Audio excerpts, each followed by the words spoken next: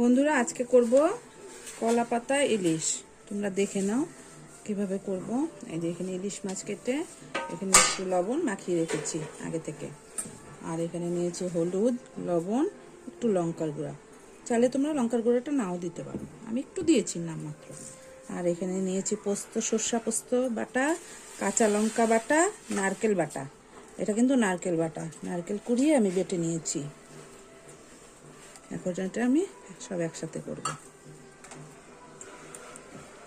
দিয়ে দিলাম হলুদ, লবণ, লঙ্কার গুঁড়া দিয়ে দিলাম।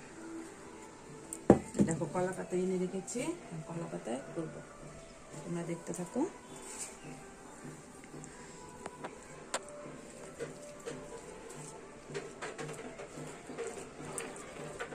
দিয়ে দেবো কিছুটা সরষের তেল,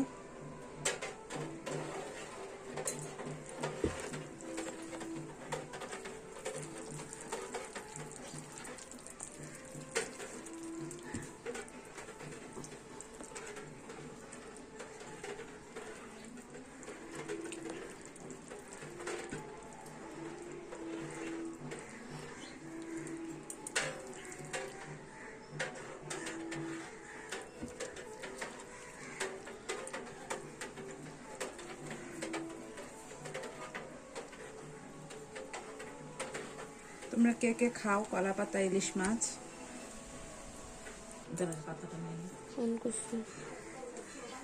হাতের হাড়ির উপরে দিয়ে রেখেছি, কারণ তাহলে পাতাটা নরম হবে, তার জন্য। এভাবে মাছটা নিয়ে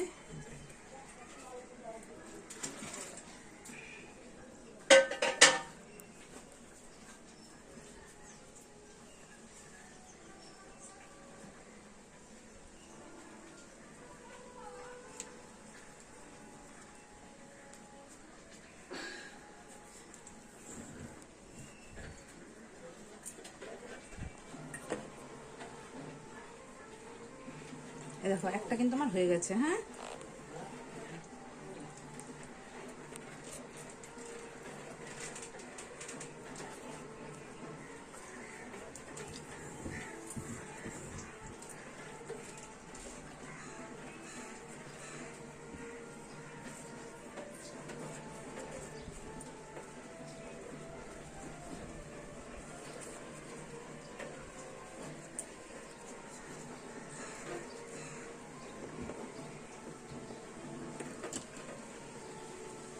এভাবে দড়ি দিয়ে বেঁধে দেবো।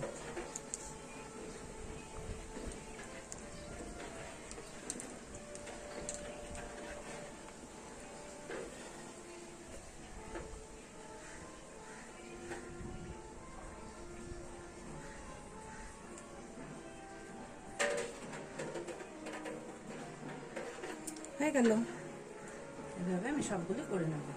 এই দেখো বন্ধুরা, সব বান্দা হয়ে গেল। চল এখন ভাজবো, আসো।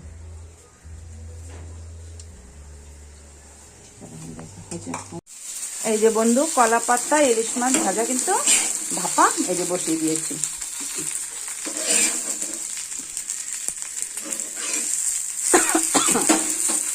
দেখেছো, আর এই কটা আছে, এই কটা ভাজবো।